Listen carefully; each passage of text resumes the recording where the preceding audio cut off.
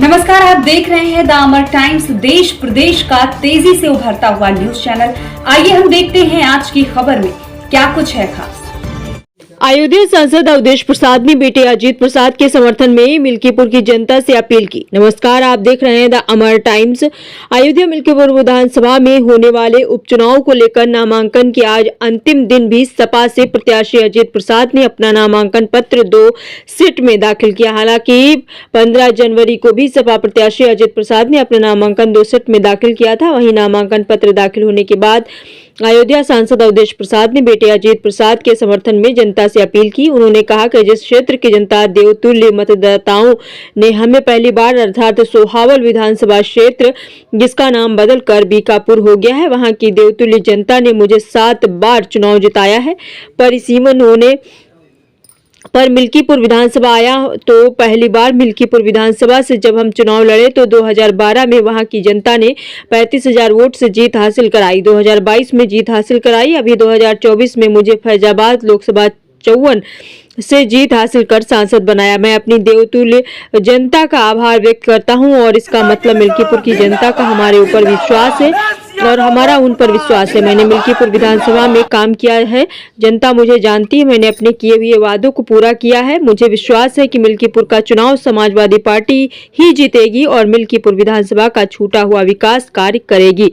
तो आइए देखते हैं आगे की रिपोर्ट अयोध्या से संवाददाता मोहम्मद आलम के साथ। शुभ शायद मुहूर्त से पंडित जी के मुहूर्त से परसों दाखिल किया है ना, 2 सेट में, जिसकी जानकारी सबको हो गई है। चुनाव आयोग ने भी उसको संज्ञान ले लिया। आज 2 सेट और दाखिल किया तो 4 सेट में दाखिल किया और पूरे क्षेत्र में जिस क्षेत्र की महान जनता ने, देवतुल्य मतदाताओं ने हमें पहली बार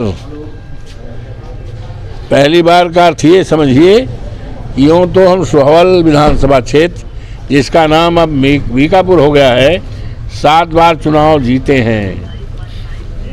परिसीमन होने पर मिल्कीपुर आया तो पहली बार जब मिल्कीपुर में हम गए 12 में तो 30-35 हज़ार वोट से वहाँ के देवतुल्य मतदाताओं ने जिताया। 22 में जिताया और भी सांसदी जिताया। और सांसदी में इसलिए भी कह रहे हैं कि लोकसभा की सीट जो 54 फैजाबाद के नाम से है, मर्यादा पुरुषोत्तम राम की नगरी अयोध्या में है, उस हमारे संसदीय सीट में क्षेत्र में मिल्कीपुर विधानसभा क्षेत्र भी है तो वहाँ से भी जिताया। तो इसका मतलब ये हुआ कि देवतुल्य मतदाताओं का, वहाँ की जनता जनार्दन का, सब समाज का हम पर यकीन और विश्वास है और हमारा उन पर विश्वास है, क्योंकि हमने 12 में जब सरकार बनी और 12 में पहली बार हम विधायक वहाँ से भये, वहाँ से मतलब मिल्कीपुर से। वैसे तो हमने बड़ा वहाँ के देखा तो 2 आश्रम पद्धत विद्यालय बनवाया, पॉलीटेक्निक ढूंढी, अमानीगंज ब्लॉक के पास जो है 2 अस्पताल, एक देवगांव में जो खलिया के नाम से है 50 सैया का, एक पिठला में 100 सैया का, 2 आश्रम पद्धत विद्यालय और एक राजकीय इंटर कॉलेज कन्या यहाँ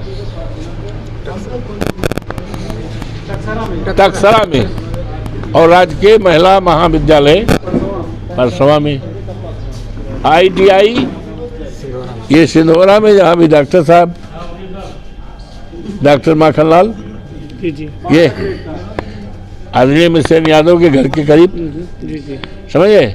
और बड़ा काम, बहुत काम। सांसद जी यार और 6 मंत्री लगे हैं।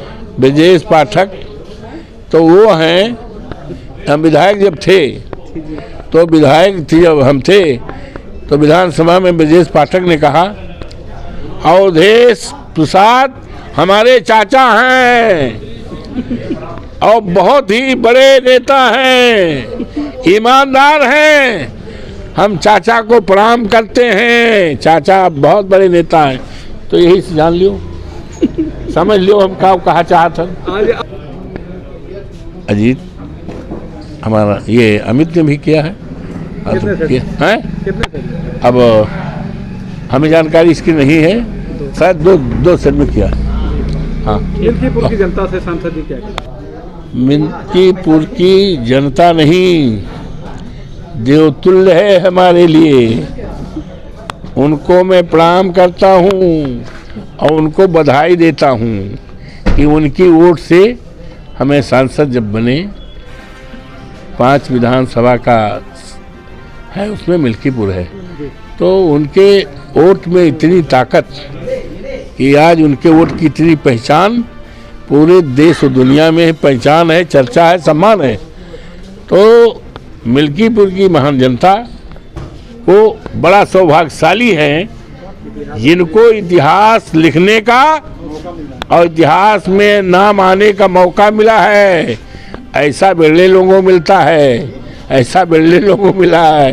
और जब ये अजीत प्रसाद समाजवादी पार्टी का उम्मीदवार माननीय अखिलेश यादव जी का कार्यकर्ता, इंडिया गठबंधन का उम्मीदवार अजीत प्रसाद जीतेगा, तो यूँ तो ये सीट मिल्कीपुर की सीट ये एक विधानसभा की है, लेकिन ये सीट, ये चुनाव देश में चर्चा हो रहा है मिल्कीपुर का। और जब चुनाव जीतेंगे, जनता जिताई रही है, देवतुल्य मतदाता, तो चर्चा पूरे देश और दुनिया में होगा, निश्चित होगा, सम्मान बढ़ेगा, इतिहास बनेगा। और बहुत बड़ा जब हमारी सरकार बनेगी तो क्या क्या काम हो जाएगा उसकी कल्पना आप नहीं कर सकते हो। तो ऐसे मतदाताओं को जो भाग्यशाली हैं, जिनको इतिहास में नाम आने का, इतिहास याद करने का मौका मिला है, ऐसे को उनको बधाई भी देता हूँ, उनको प्रणाम करता हूँ और उनके चरणों की धूल को अपने माथे लगाता हूँ।